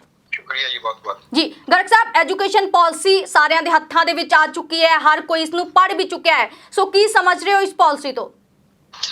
ਦੇਖੋ, ਇਹ ਪਾਲਿਸੀ ਦੇਖਣ ਨੂੰ ਬੜੀ ਚੰਗੀ ਬਣਾ ਕੇ ਪੇਸ਼ ਕੀਤੀ ਹੈ। ਲੋਕਾਂ ਦੇ ਵਿੱਚ ਇਸ ਤਰ੍ਹਾਂ ਲੱਗਦਾ ਜਦੋਂ ਪਹਿਲਾਂ ਪ੍ਰੀਐਂਬਲ ਪੜ੍ਹਦੇ ਨੇ, ਇੰਟਰੋਡਕਸ਼ਨ ਪੜ੍ਹਦੇ ਨੇ, ਤਾਂ ਇਸ ਤਰ੍ਹਾਂ ਲੱਗਦਾ ਵੀ ਬਹੁਤ ਹੀ ਸੋਹਣੀ ਪਾਲਿਸੀ ਹੈ, ਇਹੀ ਜੀ ਕਦੀ ਸ਼ਾਇਦ ਨਾ ਆਈ ਹੋਵੇ। ਤੇ ਸਿੱਖਿਆ ਦੇ ਜਿਹੜੇ ਏਮ ਨੇ, ਸਾਡਾ ਉਦੇਸ਼ ਹੈ ਕਿ ਬਰਾਬਰ ਦੀ ਸਿੱਖਿਆ ਹੋਵੇ, ਸਾਰਿਆਂ ਦੀ ਪਹੁੰਚ ਹੋਵੇ, ਸਾਰਿਆਂ ਦੀ ਪਰੋਖੋ ਚ ਸਿੱਖਿਆ ਹੋਵੇ ਤੇ ਸਿੱਖਿਆ ਸਾਡੇ ਚ ਆਲੋਚਨਾਤਮਕ ਨਜ਼ਰੀਆ ਪੈਦਾ ਕਰੇ, ਸਾਡੇ ਚ ਵਿਸ਼ਲੇਸ਼ਣ ਕਰਨ ਦੀ ਸ਼ਕਤੀ ਪੈਦਾ ਕਰੇ, ਸਾਰਾ ਕੁਝ ਲਿਖਿਆ। ਪਰ ਜਦੋਂ ਉਹਨੂੰ ਵਿੱਚੋਂ ਪੜ੍ਹਦੇ ਆ ਤਾਂ ਇਹ ਕਿਤੇ ਸਾਰਾ ਹੀ ਗਾਇਬ ਹੈ। ਪਰ ਪ੍ਰੀਐਂਬਲ ਦੇ ਵਿੱਚ ਵੀ 3 ਗੱਲਾਂ ਜਿਹੜੀਆਂ ਨੇ ਉਹ ਬਿਲਕੁਲ ਹੀ ਜਿਹੜੀਆਂ ਸਾਡੇ ਆਜ਼ਾਦੀ ਦੀ ਲੜਾਈ ਦੇ ਪਰਵਾਨਿਆਂ ਦੇ ਸੁਪਨੇ ਸੀ ਜਾਂ ਸਾਡੇ ਸੰਵਿਧਾਨ ਦੇ ਵਿੱਚ ਕਦਰਾਂ ਕੀਮਤਾਂ ਨੇ, ਉਹ 3 ਕਦਰਾਂ ਕੀਮਤਾਂ ਦੇ ਉੱਤੇ ਬੜੀ ਵੱਡੀ ਇਹਦੇ ਚ ਟੋਟੇ ਇਹਦੇ ਵਿੱਚ ਵੀ ਮਾਰੀਆਂ ਉਹ ਨਹੀਂ ਲਿਖੀਆਂ। ਉਹ ਹੈਗੀਆਂ ਨੇ, ਇੱਕ ਤਾਂ ਹੈਗਾ ਕਿ ਸਾਡਾ ਰਾਜ ਜਿਹੜਾ ਦੇਸ਼ ਦਾ ਉਹ ਧਰਮ ਨਿਰਪੱਖ ਹੈ, ਕਿਸੇ ਧਰਮ ਦੇ ਨਾਲ ਨਹੀਂ ਹੈ, ਉਹ ਸਾਰੇ ਉਹਦੇ ਵਾਸਤੇ ਬਰਾਬਰ ਨੇ ਜੀ। ਤੇ ਦੂਜਾ ਇਹ ਹੈ ਕਿ ਜਾਤ ਪਾਤ ਨਹੀਂ ਕਰਦਾ। ਤੀਜਾ ਸਾਡਾ ਜਿਹੜਾ ਰਾਜ ਹੈ ਉਹਦੇ ਵਿੱਚ ਵਿਚਾਰਾਂ ਦੀ ਖੁੱਲ੍ਹ ਹੈ ਜੀ, ਵਿਚਾਰ ਜਿਹੜਾ ਮਰਜ਼ੀ ਕੋਈ ਦੇਵੇ। ਚੌਥਾ ਹੈਗਾ 51 ਇਹ ਆਰਟੀਕਲ ਹੈ ਕਿ ਅਸੀਂ ਵਿਗਿਆਨਕ ਸੋਚ ਦਾ ਪ੍ਰਚਾਰ ਕਰਾਂਗੇ। ਇਹਨਾਂ ਨੇ ਵਿਗਿਆਨਕ ਸੋਚ ਦੇ ਨਜ਼ਰੀਏ ਦੇ ਵਿੱਚ ਲਿਖਤਾ ਵਿਗਿਆਨਕ ਵਿਕਾਸ। ਵਿਗਿਆਨਕ ਵਿਕਾਸ ਤਾਂ ਸਾਧੂ ਵੀ ਕਰ ਰਹੇ ਨੇ ਕਿਉਂਕਿ ਉਹ ਵੀ ਆਪਣਾ ਬੜਾ ਵਧੀਆ ਏਸੀ ਵਧੀਆ ਉਹ ਆਡੀਓ ਵਿਜ਼ੂਅਲ ਸਭ ਕੁਝ ਲੈਂਦੇ ਨੇ ਉਹ ਵੀ, ਪਰ ਉਹ ਵਿਗਿਆਨ ਨਹੀਂ ਪ੍ਰਚਾਰ ਕਰਦੇ। ਸੋ ਇਸ ਕਰਕੇ ਇਹਨਾਂ ਨੇ ਵਿਗਿਆਨਕ ਜਿਹੜੀ ਸੋਚ ਹੈ, ਜਿਹੜੀ ਜਾਤ ਪਾਤ ਤੋਂ ਉੱਪਰ ਉੱਠ ਕੇ ਕੰਮ ਕਰਨਾ ਹੈ, ਜਿਹੜਾ ਧਰਮ ਤੋਂ ਜਿਹੜਾ ਰਾਜ ਹੈ ਉਹ ਧਰਮ ਨਿਰਪੇਖ ਹੋਏਗਾ ਤੇ ਜਿਹੜਾ ਬੋਲਣ ਦੀ ਆਜ਼ਾਦੀ ਹੋਏਗੀ। 4 ਚੀਜ਼ਾਂ ਜਿਹੜੀਆਂ ਸਾਡੀਆਂ ਕੋਰ ਕੰਪੀਟੈਂਸੀਜ਼ ਕਹਿੰਦੇ ਆ ਅਸੀਂ, ਕੋਰ ਇਸ਼ੂ ਨੇ ਸਾਡੇ, ਜਿਹਨੂੰ ਕਈ ਮੂਲ ਅਧਿਕਾਰ ਦੇ ਰੂਪ ਚ ਵੀ ਲੈਂਦੇ ਨੇ ਸਾਡੇ ਸੰਵਿਧਾਨ ਦੇ, ਉਹ ਚਾਰੇ ਨਹੀਂ ਹੈਗੇ ਐਜੂਕੇਸ਼ਨ ਪਾਲਿਸੀ ਦੇ ਵਿੱਚ, ਨੀਤੀ ਦੇ ਵਿੱਚ, ਨਵੀਂ ਦੇ ਵਿੱਚ ਚਾਰੇ ਕੱਢ ਦਿੱਤੇ ਗਏ ਨੇ। ਜਦ ਕਿ ਇਹ ਚਾਰੇ ਹੋਣੇ ਬਹੁਤ ਜ਼ਰੂਰੀ ਨੇ। ਬੱਚਾ ਕੋਈ ਕਿਆ ਨਹੀਂ ਤਾਂ ਬੱਚਾ ਕੋਈ ਹਿੰਦੂ ਹੈ, ਸਿੱਖ ਹੈ, ਜਾਂ ਇਹ ਉੱਚੀ ਜਾਤੀ ਹੈ, ਨੀਵੀਂ ਜਾਤੀ ਹੈ, ਇਹ ਅਮੀਰ ਹੈ, ਗਰੀਬ, ਹਰ ਚੀਜ਼ ਉੱਦਾਂ ਦਾ ਵਿਤਕਰਾ ਸ਼ੁਰੂ ਕਰੇਗਾ ਜੀ ਜੀ ਬੋਲਣ ਤੋਂ ਡਰੇਗਾ ਜੀ। ਪ੍ਰੋਫੈਸਰ ਸਾਹਿਬ ਕੈਬਨਿਟ ਤਾਂ ਕਹਿ ਰਹੀ ਹੈ ਕਿ ਅਸੀਂ 2 ਲੱਖ ਲੋਕਾਂ ਦੇ ਵਿਚਾਰ ਲਏ ਨੇ, 2000 ਦਾ ਸਮਾਂ ਲਿਆ ਸੀ, ਇਹ ਪਾਲਿਸੀ ਲੋਕਾਂ ਦੇ ਪੱਖ ਦੇ ਵਿੱਚ ਹੈ। ਸੋ ਤੁਸੀਂ ਇਸ ਪਾਲਿਸੀ ਤੋਂ ਸਹਿਮਤ ਕਿਉਂ ਨਹੀਂ ਹੈਗੇ? ਬਿਲਕੁਲ ਠੀਕ ਹੈ। ਉਹ ਕਹਿੰਦੇ ਨੇ ਅਸੀਂ 2 ਲੱਖ ਲੋਕਾਂ ਦਾ, ਉਹ ਲੋਕਾਂ ਹੀ ਨਹੀਂ ਕਹਿੰਦੇ ਬਲਕਿ ਕਹਿੰਦੇ ਪੰਚਾਇਤਾਂ ਦਾ, ਗ੍ਰਾਮ ਪੰਚਾਇਤਾਂ ਦਾ ਲਿਆ। ਇਹ ਪਹਿਲੀ ਗੱਲ ਇਹ ਹੈ ਵੀ ਇਹਨਾਂ ਦਾ ਇੱਕ RSS ਦਾ WhatsApp ਗਰੁੱਪ ਚੱਲਦਾ, ਉਹ ਤੋਂ ਜਿੰਨੇ ਮਰਜ਼ੀ ਦਿਖਾਓ ਇੱਕੋ ਬੰਦਾ 20 ਪਾਈ ਜਾਂਦਾ ਔਰ ਉਹ ਕਈ ਵਾਰੀ ਮਾਰੀ। ਇਹ ਇਸ ਤਰ੍ਹਾਂ ਨਹੀਂ ਹੈ ਵੀ ਇਹਨੇ ਲੋਕਾਂ ਦਾ ਲਿਆ। ਇੱਥੇ ਪੰਜਾਬ ਦੇ ਵਿੱਚ ਤੁਸੀਂ ਸਰਵੇ ਕਰ ਲਓ, ਜਿਹੜਾ ਮਰਜ਼ੀ ਸਰਵੇ ਕਰ ਲੈ। ਮੈਂ ਇਸ ਗੱਲ ਨੂੰ ਚੁਣੌਤੀ ਦੇਣ ਨੂੰ ਤਿਆਰ ਹਾਂ ਕਿਉਂਕਿ ਅਸੀਂ ਰੋਜ਼ ਹੀ ਪਿੰਡਾਂ ਜਾਂਦੇ ਹਾਂ। ਪਿੰਡਾਂ ਜਾ ਕੇ ਅਸੀਂ ਮੀਟਿੰਗਾਂ ਕਰਦੇ ਹਾਂ, ਮਾਨਸਾ ਚ, ਬਰਨਾਲੇ ਚ, ਬਠਿੰਡੇ ਚ, ਸੰਗਰੂਰ ਚ, ਪਟਿਆਲੇ ਚ, ਅਸੀਂ ਕਰਦੇ ਰਹਿੰਦੇ ਹਾਂ। ਤੇ ਉਹ ਅਸੀਂ ਜਦ ਦੇਖਦੇ ਹਾਂ ਤਾਂ ਸਾਡੇ ਸਾਹਮਣੇ ਕਿਸੇ ਗ੍ਰਾਮ ਪੰਚਾਇਤ ਨੇ ਕਿਹਾ ਕਿ ਜੀ ਮੈਨੂੰ ਕਦੇ ਪੁੱਛਿਆ ਵੀ 13,000 ਗ੍ਰਾਮ ਪੰਚਾਇਤਾਂ ਪੰਜਾਬ ਚ ਜੀ। ਇਸ ਕਰਕੇ ਇਹ ਕਹਿਣਾ ਕਿ ਅਸੀਂ ਜੀ ਪੁੱਛਿਆ, ਠੀਕ ਹੈ, ਇਹਨਾਂ ਦਾ ਕੋਈ ਬੰਦੇ, ਇਹਨਾਂ ਦੇ ਆਪਦੇ ਬੰਦੇ ਇੱਥੇ ਪੰਜਾਬ ਚ ਵੀ ਇੱਥੇ ਰਹੇ ਨੇ, ਉਹ ਆਪਦਾ ਟਵੀਟ ਕਰੀ ਜਾਣਗੇ ਵੀ ਹਾਂ ਜੀ ਇਹ ਠੀਕ ਹੈ। ਸੋ ਜਦ ਤੁਸੀਂ ਪਾਲਿਸੀ ਨੂੰ ਪੜ੍ਹਦੇ ਹੋ, ਮੈਂ ਨਾਲੇ ਇਹ ਵੀ ਨਹੀਂ ਉਹਨਾਂ ਨੇ ਰਾਏ ਲਈ ਹੈ, ਉਹ ਇੱਕ ਵਿਚਾਰ ਦੀ ਰਾਏ ਹੋ ਸਕਦੀ ਹੈ। ਅੱਜ ਹਿੰਦੂ ਇੰਨੇ ਜ਼ਿਆਦਾ ਨੇ, ਉਹ ਕਹਿ ਸਕਦੇ ਨੇ ਮੁਸਲਮਾਨਾਂ ਜਾਂ ਸਿੱਖਾਂ ਨੂੰ ਮਾਰ ਦੋ, ਮੈਂ ਉਹਦੇ ਸਹਿਮਤ ਨਹੀਂ ਹੋਵਾਂਗਾ ਜੀ। ਸੋ ਇਸ ਕਰਕੇ ਉਹਨਾਂ ਦਾ ਵਿਚਾਰ ਲੈਣਾ, ਮੈਂ ਉਹਦੇ ਉੱਤੇ ਹਾਲਾਂਕਿ ਮੇਰਾ ਅਪਵਾਦ ਹੈਗਾ ਹੈ, ਪਰ ਫਿਰ ਵੀ ਜੇ ਉਹ ਵਿਚਾਰ ਹੋਣ ਵੀ ਆਪਾਂ ਮੰਨ ਲਓ ਤਾਂ ਵੀ ਇਹਦਾ ਮਤਲਬ ਇਹ ਨਹੀਂ ਹੈ ਵੀ ਪਾਲਿਸੀ ਠੀਕ ਹੋਵੇ ਜੀ। ਸੋ ਪਾਲਿਸੀ ਗਲਤ ਹੈ। ਪਾਲਿਸੀ ਦੇ ਵਿੱਚ ਸਾਡਾ ਕੀ ਸੀ, 86 ਤੋਂ ਬਾਅਦ ਜਿਹੜੀ ਐਜੂਕੇਸ਼ਨ ਹੈ, ਬੰਦੇ ਨੂੰ ਯੂਨੈਸਕੋ ਦਾ ਕਮਿਸ਼ਨ ਕਹਿਣਾ, ਅਸੀਂ ਯੂਨੈਸਕੋ ਤੋਂ ਉੱਪਰ ਤਾਂ ਨਹੀਂ ਨਾ ਹੋ ਗਏ ਜੀ। ਯੂਨੈਸਕੋ ਦਾ ਕਮਿਸ਼ਨ ਕਹਿਣਾ ਹੈ ਕਿ ਅਸੀਂ ਬੰਦੇ ਨੂੰ ਇਨਸਾਨੀ ਕਦਰਾਂ ਕੀਮਤਾਂ ਸਿਖਾਉਣੀਆਂ ਨੇ, ਬੰਦਾ ਲੀਡਰਸ਼ਿਪ ਦਾ ਗੁਣ ਉਹਦੇ ਚ ਆਵੇ, ਉਹ ਲੀਡਰ ਬਣ ਵੀ ਸਕੇ ਤੇ ਲੀਡਰਾਂ ਦੇ ਪਿੱਛੇ ਇੱਕ ਟੀਮ ਦੇ ਵਿੱਚ ਮੈਂਬਰ ਦੇ ਤੌਰ ਤੇ ਵੀ ਕੰਮ ਕਰ ਸਕੇ। ਅਸੀਂ ਤਾਂ ਭੀੜ ਤੰਤਰ ਬਣਾ ਰਹੇ ਹਾਂ। ਹੁਣ ਭੀੜ ਤੰਤਰ ਤੋਂ ਤਾਂ ਮਾਨਸਿਕਤਾ ਰੁਕਦੀ ਹੈ ਜਦ ਬੰਦਾ ਉਸਦੀ ਕ੍ਰਿਟੀਕਲ ਐਨਾਲਿਸਿਸ ਕਰਦਾ ਵੀ ਨਹੀਂ ਯਾਰ ਇਹ ਗੱਲ ਠੀਕ ਨਹੀਂ ਹੈ। ਏਦਾਂ ਥੋੜਾ ਇੱਕ ਟਰੱਕ ਵਾਲਾ ਕਿਸੇ ਨੂੰ ਮਾਰ ਗਿਆ ਆਪਾਂ ਸਾਰੇ ਟਰੱਕਾਂ ਵਾਲਿਆਂ ਨੂੰ ਫੜ ਕੇ ਮਾਰਨਾ ਸ਼ੁਰੂ ਕਰ ਲਈਏ ਜੀ, ਏਦਾਂ ਤਾਂ ਨਹੀਂ ਨਾ ਕੰਮ ਚੱਲਦਾ। ਸੋ ਇਸ ਕਰਕੇ ਜਿਹੜੀ ਸਿੱਖਿਆ ਨੀਤੀ ਹੈ ਉਹਦੇ ਵਿੱਚ ਉਹ ਚੀਜ਼ਾਂ ਦੇਣੀਆਂ ਸੀ ਜਿਹੜੀਆਂ ਬਾਅਦ ਮਨ ਦੇ ਉੱਤੇ ਮਾੜਾ ਪ੍ਰਭਾਵ ਨਾ ਪਾਉਣ, ਚੰਗਾ ਪਾਉਣ। ਇਹਨਾਂ ਨੇ ਮਾੜੇ ਪ੍ਰਭਾਵ ਵਾਲੀਆਂ ਦਿੱਤੀਆਂ ਨੇ। ਕੀ ਕਹਿੰਦੇ ਨੇ, ਕਹਿੰਦੇ ਅਸੀਂ ਕਹਾਣੀਆਂ ਸੁਣਾਵਾਂਗੇ ਆਪਣੀਆਂ ਪੁਰਾਣੀਆਂ। ਕਹਾਣੀ ਕਿਹੜੀ ਸੁਣਾਉਂਗੇ, ਇਕਲਵਿਆ ਦੀ ਕਿ ਜੀ ਗੁਰੂ ਦਕਸ਼ਨਾ, ਗੁਰੂ ਨੇ ਉਹਨੂੰ ਦਰੋਣਾਚਾਰਜ ਨੇ ਪੜਾਉਣਾ ਤਾਂ ਮਨਾ ਕਰਤਾ ਵੀ ਤੂੰ ਨੀਚੀ ਜਾਤੀ ਹੈ। ਜਦੋਂ ਆਪੇ ਚੀਨ ਦਾ ਜੀ ਸੀਗਾ, ਫਿਰ ਗੁਰੂ ਕਹਿੰਦਾ ਹੁਣ ਮੈਨੂੰ ਤੂੰ ਆਪਣਾ ਅੰਗੂਠਾ ਦੇ ਦੇ, ਫਿਰ ਉਹ ਵਿਚਾਰਾ ਅੰਗੂਠਾ ਦੇ ਦਿੰਦਾ। ਸੋ ਇਹ ਅਸੀਂ ਉਹੋ ਜਿਹੀਆਂ ਕਹਾਣੀਆਂ ਜੇ ਪੁਰਾਣੀਆਂ ਸੁਣਾਉਣੀਆਂ ਨੇ, ਜੇ ਅਸੀਂ ਇਹੋ ਜਿਹੀਆਂ ਕਹਾਣੀ ਸੁਣਾਉਣੀ, ਜਿਸ ਤਰ੍ਹਾਂ ਗਣੇਸ਼ ਦਾ ਸਿਭਾਸਾ ਸੀ, ਅਸੀਂ ਤਾਂ ਜੀ ਕੰਨ ਚ ਵੀਰ ਜਪਾ ਕੇ ਬੱਚਾ ਹੋ ਗਿਆ ਸੀ ਜੀ, ਸਾਡੇ ਕੋਲ ਤਾਂ ਬਿਮਾਨ ਸੀਗੇ ਜੀ। ਜੇ ਅਸੀਂ ਇਹੋ ਕੁਝ ਦੱਸਣਾ ਹੈ, ਇਹੋ ਹੀ ਸਿਖਾਉਣਾ ਹੈ, ਫਿਰ ਇਹਨਾਂ ਕਿਹਾ ਅਸੀਂ ਮੈਥਮੈਟਿਕਲ ਸਿਖਾਵਾਂਗੇ। ਉਹ ਮੈਥਮੈਟਿਕਸ ਕਿਉਂਕਿ ਰੋਜ਼ ਹੀ ਕਹਿੰਦੇ ਨੇ ਵੈਦਿਕ ਮੈਥਮੈਟਿਕਸ ਕਈ ਗੱਲਾਂ ਹੈਗੀਆਂ ਨੇ, ਪਰ ਉਹਦਾ ਮਤਲਬ ਥੋੜਾ ਵੀ ਹਾਇਰ ਮੈਥਮੈਟਿਕਸ ਬਣ ਗਿਆ ਜੀ ਜੀ ਜੀ। ਤਾਂ ਸਾਨੂੰ ਪਿੰਡਾਂ 'ਚ ਵੀ ਆਉਂਦੇ ਨੇ, ਅਨਪੜ੍ਹਾਂ ਨੂੰ ਵੀ ਕਈ ਆਉਂਦੇ ਨੇ, ਪਰ ਉਹਦਾ ਮਤਲਬ ਵਿਗਿਆਨ ਨਹੀਂ ਹੋ ਜਾਂਦਾ ਜੀ। ਕਮਲਜੀਤ ਸਵਾਲ ਕੋਈ ਲੋਗੇ, ਕਈ ਗੱਲਾਂ ਹੈਗੀਆਂ ਨੇ ਜੀ, ਪਰ ਉਹਦਾ ਮਤਲਬ ਉਹ ਨਹੀਂ ਉਹ ਹਾਇਰ ਮੈਥਮੈਟਿਕਸ ਪੂਰਾ ਮੈਥਮੈਟਿਕਸ ਬਣ ਗਿਆ ਜੀ। ਪ੍ਰੋਫੈਸਰ ਸਾਹਿਬ ਇੱਥੇ ਇਹਨਾਂ ਨੇ ਵਿਗਿਆਨ ਨੂੰ ਬਿਲਕੁਲ, ਫਿਰ ਕਹਿੰਦੇ ਵਿਗਿਆਨਾਂ ਨੂੰ ਅਸੀਂ ਸੋਸ਼ਲ ਸਾਇੰਸਿਸ ਦੇ ਨਾਲ ਲਾ ਦੇਣਾ। ਇਹਨਾਂ ਵਿਚਾਰਿਆਂ ਨੂੰ ਇਹ ਪਤਾ ਨਹੀਂ ਕਿ ਜਿਹੜਾ ਬੰਦੇ ਨੇ ਫਿਜ਼ਿਕਸ ਕੈਮਿਸਟਰੀ ਬਾਇਓਲੋਜੀ ਵਗੈਰਾ ਪੜ੍ਹਨੀ ਹੈ, ਮੈਥਮੈਟਿਕਸ ਪੜ੍ਹਨਾ ਹੈ, ਉਹ ਇੱਕ ਦੂਜੇ ਤੇ ਨਿਰਭਰ ਨੇ ਸਬਜੈਕਟ। ਉਹਨਾਂ ਨੂੰ ਸੋਸ਼ਲ ਸਾਇੰਸ ਇਹ ਠੀਕ ਹੈ, ਉਹਨੂੰ ਸੋਸ਼ਲ ਸਾਇੰਸ ਦੀ ਨੌਲੇਜ ਹੋਣੀ ਚਾਹੀਦੀ ਹੈ। ਇੱਦਾਂ ਸੋਸ਼ਲ ਸਾਇੰਸ ਵਾਲੇ ਨੂੰ ਮਾੜੀ ਮੋਟੀ ਸਾਇੰਸ ਦੀ ਨੌਲੇਜ ਹੋਣੀ ਚਾਹੀਦੀ ਹੈ, ਫਿਜ਼ੀਕਲ ਸਾਇੰਸ ਦੀ, ਬਾਇਓਲੋਜੀਕਲ ਸਾਇੰਸ ਦੀ। ਪਰ ਇਹਦਾ ਮਤਲਬ ਥੋੜਾ ਵੀ ਤੁਸੀਂ ਇੱਕ ਦਿਨ ਜਿਹੜੀ ਰਸੋਈ ਹੈ ਉਹਨੂੰ ਗੁਸਲਖਾਨਾ ਬਣਾਓਗੇ, ਇੱਕ ਦਿਨ ਗੁਸਲਖਾਨੇ ਨੂੰ ਰਸੋਈ ਬਣਾਓਗੇ। ਜੀ ਕਮਲ ਜੀ ਸਵਾਲ ਕੋਈ ਲੈਣਾ ਚਾਹੋਗੇ ਗਰਗ ਸਾਹਿਬ ਤੋਂ? ਪ੍ਰੋਫੈਸਰ ਸਾਹਿਬ, ਜਿਸ ਤਰ੍ਹਾਂ ਅਸੀਂ ਪਹਿਲਾਂ ਦੇਖੀਏ ਤੇ ਪਹਿਲਾਂ ਕੁਝ ਸਮੇਂ ਪਹਿਲਾਂ ਆਮ ਲੋਕ ਘਰਾਂ ਦੇ ਵਿੱਚ ਹੀ ਪੜ੍ਹ ਕੇ ਜਿਹੜੀ ਸੀਗੀ ਬੋਰਡ ਦੇ ਐਗਜ਼ਾਮ ਪ੍ਰਾਈਵੇਟ ਫਿਲ ਕਰਕੇ ਤੇ ਐਜੂਕੇਸ਼ਨ ਲੈ ਜਾਂਦੇ ਸੀਗੇ।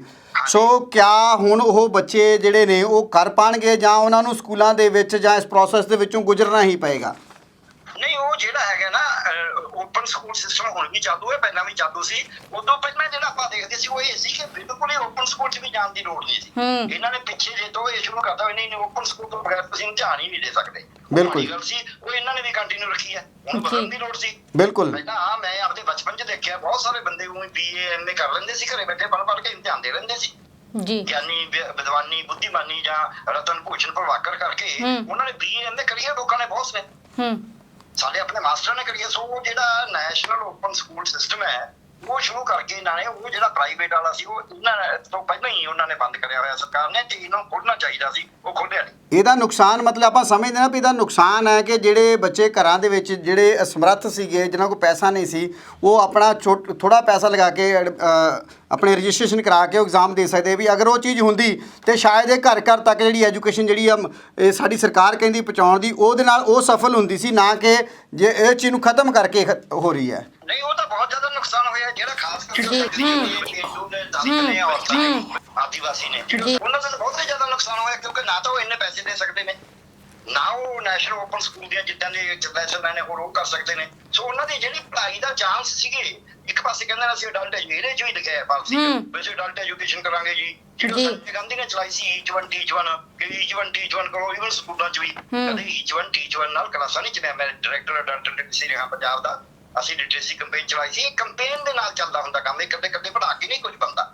ਬਿਲਕੁਲ ਇਸ ਕਰਕੇ ਇਹ ਠੀਕ ਹੈ ਗੱਲ ਤੁਹਾਡੀ, ਮੈਂ ਇਸ ਗੱਲ ਨਾਲ 100% ਸਹਿਮਤ ਹਾਂ ਕਿ ਸਾਨੂੰ ਪ੍ਰਾਈਵੇਟ ਇਮਤਿਹਾਨ ਜਿਹੜੇ ਨੇ ਉਹ ਅਲਾਉ ਕਰਨੇ ਚਾਹੀਦੇ ਨੇ, ਤਾਂ ਕਿ ਕੋਈ ਬੰਦਾ ਆਪਣੇ ਘਰੇ ਬੈਠਾ ਆਪਦਾ ਕੰਮ ਕਰਦਾ ਹੋਇਆ ਨਾਲੇ ਰੁਜ਼ਗਾਰ ਦਾ ਨੁਕਸਾਨ ਨਾ ਹੋਵੇ, ਆਪਣਾ ਪੜ੍ਹਾਈ ਕਰਕੇ ਇਮਤਿਹਾਨ ਦੇ ਲਈ। ਪ੍ਰੋਫੈਸਰ ਸਾਹਿਬ, ਲਾਸਟ ਸਵਾਲ ਤੁਹਾਡੇ ਤੋਂ ਇਹ ਹੈ ਕਿ ਇਹ ਜੋ ਨਵੀਂ ਪਾਲਿਸੀ ਆਈ ਹੈ ਸਿੱਖਿਆ ਦੇ ਪੱਧਰ ਦੇ ਗ੍ਰਾਫ ਨੂੰ ਉੱਚਾ ਲੈ ਕੇ ਜਾਏਗੀ ਕਿ ਹੇਠਾਂ ਸੁੱਟੇਗੀ? ਲਾਸਟ ਸਵਾਲ ਹੈ। ਇਹ ਹੇਠਾਂ ਲੈ ਕੇ ਜਾਏਗੀ ਜੀ, ਇਹ ਬੰਦੇ ਨੂੰ ਦਕੀਆਨੂਸੀ ਬਣਾਏਗੀ। ਇਹ ਵਿਗਿਆਨ ਦਾ ਪ੍ਰਸਤਵ ਨੂੰ ਵਿਗਿਆਨਕ ਨਜ਼ਰੀਆ ਰੱਖਣ ਦੀ ਬਜਾਏ ਉਹਨੂੰ ਪਿਛਾ ਖਿੱਚ ਹੋਈ ਪੂਜਾ ਕਰੋ। ਆ ਹੁਣੀ ਇਹਨਾਂ ਦੀ ਇੱਕ MP ਨੇ ਕਿਹਾ ਨਹੀਂ, ਕਹਿੰਦੇ ਵੀ ਕਰੋਨਾ ਭਜਾ ਸਕਦੀਆਂ ਮੈਂ, ਹਨੂੰਮਾਨ ਚਾਲੀਸਾ ਦਾ ਪਾਠ ਕਰੋ। ਉਹਨੂੰ ਕੁਝ ਵੇ ਹਸਪਤਾਲ ਚ ਕਿਉਂ ਦਾਖਲ ਹੋਈ ਸੀ? ਹਨੂੰਮਾਨ ਚਾਲੀਸਾ ਘਰੇ ਬੈਠੇ ਕਰੀ ਜਾਂਦੀ, ਘਰੇ ਬੈਠੇ ਤਾਂ ਜ਼ਿਆਦਾ ਵਧੀਆ ਕਰ ਸਕਦੀ ਸੀ। ਸੋ ਇਹੋ ਜਿਹੇ ਪ੍ਰਚਾਰ ਆ ਕਰੋਨਾ ਦੀ, ਜਿਹਨੇ ਕੋਰੋਨਲ ਕੱਢੀ ਹੈ ਆਪਣਾ ਰਾਮਦੇਵ ਨੇ, ਉਹਨੇ ਕਹਿੰਦਾ ਮੈਂ ਸਾਰੇ ਟੈਸਟ ਕਰਨ ਚੱਲ ਕੇ, ਇੱਕ ਵੀ ਉਹਦਾ ਵਿਗਿਆਨਕ ਉਹਨੇ ਕੋਈ ਪ੍ਰੂਫ ਹੀ ਨਹੀਂ ਦਿੱਤਾ ਵਿਗਿਆਨਕ ਦਾ। ਬਿਲਕੁਲ ਕਿੰਨਾ ਕਮਾ ਲਿਆ। ਇਹ ਜੀ ਗੈਰ ਵਿਗਿਆਨਕ ਸੋਚ ਆ ਜਿਹੜੀ ਈਵਨ ਕੋਵਿਡ ਦੇ ਦੌਰਾਨ ਇਹ ਗੈਰ ਵਿਗਿਆਨਕ ਸੋਚ ਲੋਕਾਂ 'ਚ ਪ੍ਰਚਾਰ ਕਰ ਰਹੇ ਨੇ, ਤਾਂ ਕਿ ਲੋਕ ਭੀੜ ਤੰਤਰ ਬਣ ਕੇ ਪਿੱਛੇ ਲੱਗੇ ਰਹਿਣ, ਲੋਕ ਦੁਖੀ ਹੋਈ ਜਾਣ, ਲੋਕਾਂ 'ਚ ਵਿਗਿਆਨਕ ਨਜ਼ਰੀਆ ਨਾ ਡਿਵੈਲਪ ਹੋਵੇ, ਸਾਡੇ ਟੈਕਨੋਲੋਜੀ ਡਿਵੈਲਪ ਨਾ ਹੋਵੇ। ਸਾਡੇ ਕੋਲ ਜਿਹੜੇ ਮਿਡਲ ਈਸਟ ਦੇ ਮੁਲਕ ਆਉਂਦੇ ਸੀ ਟੈਕਨੋਲੋਜੀ ਲੈਣ, ਇਲਾਜ ਕਰਾਉਣ, ਪੜ੍ਹਾਈ ਕਰਨ, ਸਾਡਾ ਸਮਾਨ ਖਰੀਦਣ, ਉਹ ਇੱਥੇ ਨਾ ਆਉਣ, ਅਮਰੀਕਾ ਲੈ ਹੋ ਜਾਣ। ਸੋ ਪ੍ਰੋਫੈਸਰ ਸਾਹਿਬ ਬਹੁਤ ਬਹੁਤ ਸ਼ੁਕਰੀਆ ਸਾਡੇ ਨਾਲ ਜੁੜੇ ਹੋ, ਤੁਸੀਂ ਗੱਲਬਾਤ ਕੀਤੀ ਸਾਡੇ ਨਾਲ। ਸ਼ੁਕਰੀਆ ਜੀ ਬਹੁਤ। ਸੋ ਕਮਲ ਜੀ, ਜੋ ਇਹ ਪਾਲਿਸੀ ਆਈ ਹੈ ਉਸ ਤੋਂ ਨਾ ਪ੍ਰੋਫੈਸਰ ਖੁਸ਼ ਨੇ, ਪ੍ਰੋਫੈਸਰਸ ਦਾ ਵੀ ਕਹਿਣਾ ਹੈ ਕਿ ਜੋ ਇਹ ਜਿਹੜੀ ਨੀਤੀ ਹੈ ਉਹ ਕਿਤੇ ਨਾ ਕਿਤੇ ਜੋ ਸਿੱਖਿਆ ਦੇ ਪੱਧਰ ਨੂੰ ਹੈ ਜੋ ਉਹ ਹੇਠਾਂ ਸੁੱਟੇਗੀ। ਸੋ ਕੀ ਲੱਗਦਾ ਹੈ ਕਿ ਇਹ ਜਿਹੜੀ ਪਾਲਿਸੀ ਹੈ ਇਸ ਦੇ ਸਮੇਂ ਨੂੰ ਲੈ ਕੇ, ਲੋਕਾਂ ਦੇ ਵਿਚਾਰਾਂ ਨੂੰ ਲੈ ਕੇ, ਕਿ ਇਸ ਨੂੰ ਜੋ ਹੈ ਚੇਂਜ ਕਰਨ ਦੇ ਕੋਈ ਲੱਗਦਾ ਹੈ ਕਿ ਆਸਾਰ ਹੈਗੇ ਆ? ਦੇਖੋ ਜੀ, ਹੁਣ ਕਿਉਂਕਿ ਇਸ ਨੀਤੀ ਨੂੰ ਜਦੋਂ ਸਾਰਵਜਨਿਕ ਕੀਤਾ ਗਿਆ, ਲੋਕਾਂ ਤੱਕ ਲਿਆਂਦਾ ਗਿਆ, ਬਣਾ ਦਿੱਤੀ ਗਈ, ਸੋ ਇਹਦੇ ਜਿਹੜੇ ਰਿਵਰਸ ਇਫੈਕਟਸ ਨੇ ਹੁਣ ਨਿਕਲ ਕੇ ਆਉਣਗੇ। ਪਹਿਲਾਂ ਤਾਂ ਪਤਾ ਹੀ ਨਹੀਂ ਸੀਗਾ ਵੀ ਕੀ ਅੰਦਰ ਖਾਤੇ ਕੀ ਬਣ ਰਿਹਾ, ਠੀਕ ਹੈ। ਹੁਣ ਅਸਲ ਦੇ ਵਿੱਚ ਸਾਹਮਣੇ ਆਈ ਆ, ਤੇ ਹੁਣ ਇਹਦੇ ਜਿਹੜੇ ਰਿਵਰਸ ਇਫੈਕਟ ਨੇ ਸਰਕਾਰ ਕੋਲ ਜਾਣਗੇ।